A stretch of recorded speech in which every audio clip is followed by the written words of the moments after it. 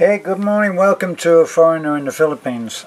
Well, we've said goodbye to our friend Rob. He came on a flying visit. He wasn't here very long. He made it on his own up to the house on a rented motorcycle. Very independent guy. His testimony, shall we say, his account of life as it's been for the last few years, prompted many comments of a different kind. Some people didn't like him, some people did. Wow, isn't that unusual? Unlike most of us who either like everybody or dislike everybody, there are some that we like and some that we don't, and he was no different. But what his talk about, what his account of his life had been like for the last 16 years or so, did prompt some heartfelt responses, and I'd like to actually deal with some of those and go into what happens when you're in the role of listener to someone who is accounting for several years of their life and what they've learned. Some people do go through their lives and they don't learn anything. That's why some of us are, well, they don't learn anything until a certain point, and then something actually key, a key point occurs in their life. And I think everybody will agree that if you listen to any motivational speaker, they all reached a point where they said, I'm going to change this. This is not going to be the way that my life goes.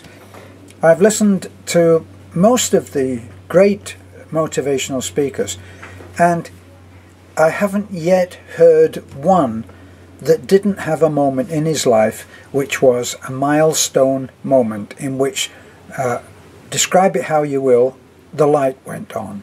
So he had an epiphany, he had a cognition, he had a recognition, he had an enlightening moment in which what the hell he was doing was revealed to him or her. Well, I remembered a movie in which which was very interesting, and in the movie, both of the people who are meeting on a date for the first time, and the man starts to tell his horror story, his sad story, and the girl suddenly says to him, she touches him on the hand and she says, let's not do our sad stories. Let's not tell all of the sad stories. Now, I don't think there's anybody that I've ever met that doesn't have a horror story, that doesn't have a sad story. We've all got one. I mean, we've all got, and some people have got more than others. Some people have got more than their fair share, and the same thing keeps happening because they keep doing the same thing, and eventually you have to come to the realization that maybe you're not quite doing things right. I know that I did. I often say that as far as making mistakes go, I like to think that I'm one of the best at doing that, at making mistakes, at getting it wrong, at doing the wrong thing, of messing up my life. I've done it all. The only thing that's different for me is that I didn't do it in some of the classic ways, that of getting involved in drugs and booze. And I've had some conversations with Rob about this. When I was in a band, the same band for 7 years, I've often said that I watched booze, not so much drugs. I didn't actually see too many drugs in my time as a musician, but I did see the drink, to the extent that I've actually lost friends because I don't go out and drink. That's not my particular poison. But I've messed my life up in every other way, and and I finally learned it. I was a fast learner. It only took me like 74 years to realize that maybe I wasn't doing it right. So, very fast learner, wasn't I? Wasn't I clever? But I did learn it, and now I like to think, and there are no guarantees, but I like to think that my life has begun to level out, and I don't need to tell the sad stories, and I've got a few. If you keep on telling the sad story in which you become emotional when you're telling it, then you're still suffering that story. And there are so many good examples in my life that I've seen other people do. Isn't it funny how it's always easier to see how somebody else is messing it up? But I've said this one before, but this had a big effect on me, and I watched, I came in part of the way watching something that was on television, and there was a black American woman, and she was the presenter, she was the host of the show, and this woman had apparently just finished telling the most horrific story that had happened to her. And then I heard an amazing piece of advice. It was amazing to me. The woman said, "That is a terrible story. That's a very sad story. It is awful what happened to you, and I sympathize with you, and I'm sad for you." And so she gave the woman all of the acknowledgement that the woman could possibly ask for in having listened quietly to the story. And she said, "Here's what I suggest you do. Tell that story to everyone. Tell it to the postman. Tell it to the milkman. Tell it to the person on the cash register at the supermarket. Tell it to everybody. Tell it, tell it, tell it, tell it. And then stop. And don't ever tell it again." In other words, tell it until you've wrung every little bit of misemotion out of it. Emotion, what's the difference between misemotion and emotion? This is what I think. Again, only my opinion, and we've all got an opinion, along with other things. I think that emotion is what you feel when you listen to an incredible piece of music. Emotion is what you feel when you see your child playing. Emotion is what comes over you when the person that you love looks happy to see you. Emotion is what you get from hugging a child who hugs you back and is happy to see you and calls you mommy or daddy and says, "I love you." Those are emotions. The misemotion is when you have suffered some terrible thing and you start in conversation, probably with a new friend, and somehow these misemotional stories come to the surface. It's like they're like scum coming to the top of the water. You know, you look in a mirror in a river that is badly polluted, and you see that often especially in a river that is industrially polluted, you'll see the white scum floating on the top. That's what the misemotional stories are. And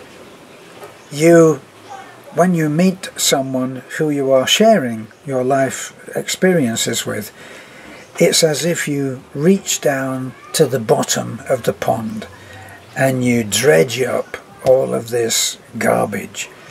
And when you do it, you can actually cry. You can cry because what happened to you may have been terrible. And you will feel emotions again, but they're like second-hand emotions. They're not in the moment. You can recount a story that you were terribly afraid, and you can feel anxiety as you tell that. But right in that moment, you may be totally safe, probably are totally safe. So you're not in the present moment of fear, you're in some retro fear that you are voluntarily reaching down to the bottom of the pond and dredging up that mud, and you're floating it on the top, and you, whether you like it or not, whether we like it or not, we are willingly re-experiencing that situation. So, if you've got horror stories, get them told. Get them told and told and told, and then stop the heck talking about it. And don't think of yourself, don't define yourself in terms of those experiences in the moment by dredging them up again. Every time that you tell a story about how somebody made you a victim, you are in that moment a victim again. But this time you're doing it voluntarily. You're saying, yes, and then he did this to me, and he did that to me, or she did this to me, and she did that to me. And why? Why would you keep going into that?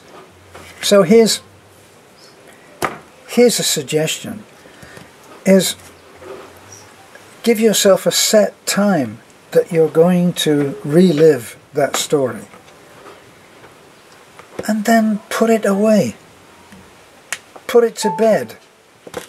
Get rid of it. Throw it out. And don't keep reliving it. Talked in funny ways about how we all have embarrassing moments, don't we? Now, when you have an embarrassing moment, some people say, oh, I wanted to die. What moment is there that is a mere embarrassment that could make you prefer death? It doesn't make sense, does it? And then after that, you then make others laugh, and even yourself laugh, by recounting that situation. So you have a good emotion simply because you are helping others to laugh, which is a good thing.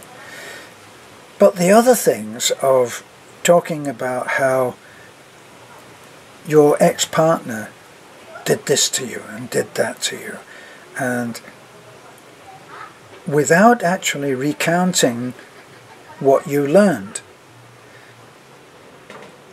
I don't think that that's a good idea. For me, it's not a good idea. If you spend time with the one that you now have found joy and love with, and you waste some of those moments by recounting the bad times, what have you achieved? You've achieved the ruination of some precious moments that you will never be able to get back with that loved one who is giving you everything that you want in the moment. So, the bad stories, throw them out. Don't play energy over them to experience again a second-hand emotion. Don't do it. That's what I would suggest, and all of these comments which have been made about our friend Rob, who talked about his bad experience, which is obviously still very much up in his mind. Now eventually he'll get tired of telling that story. My point is this: why wait? Make the decision now to stop telling those stories. to stop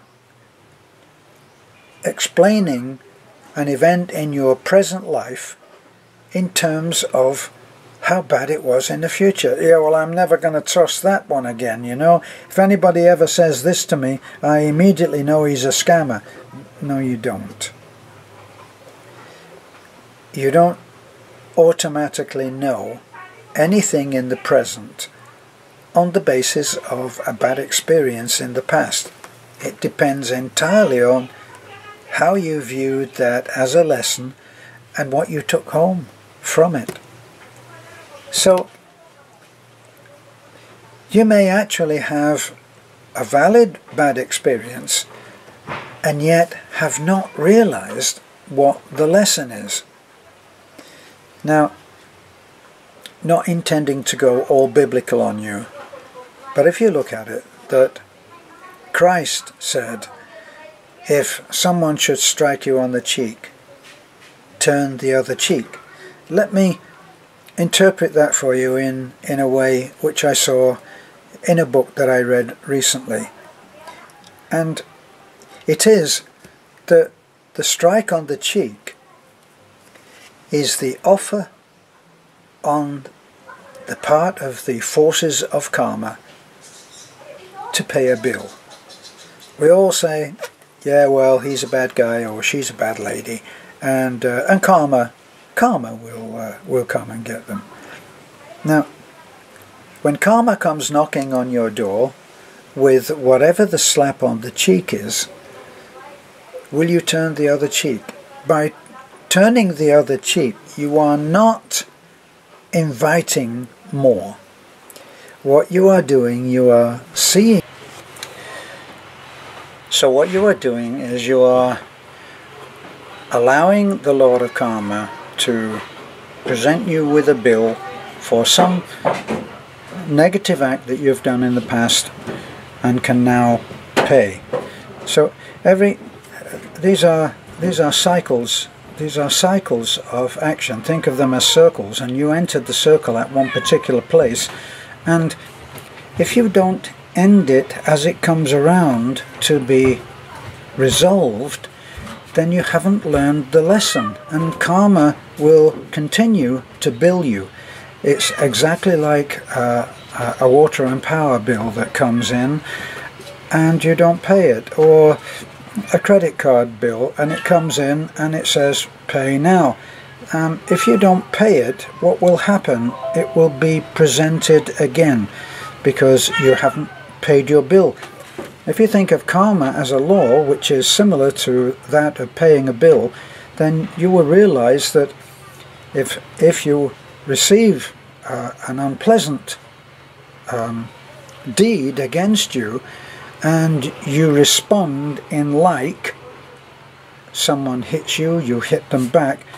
Maybe that's a bad example, because obviously if somebody hits you, you will seek to defend yourself. But if it is something that someone does against you, which is not to your liking, which you have difficulty confronting, if you respond and get your own back, then you haven't paid the bill of karma. Karma may have come back to make you suffer, but that's not the paying of the bill. It's how you respond to being presented with that karmic bill, if you wish. It's how you respond.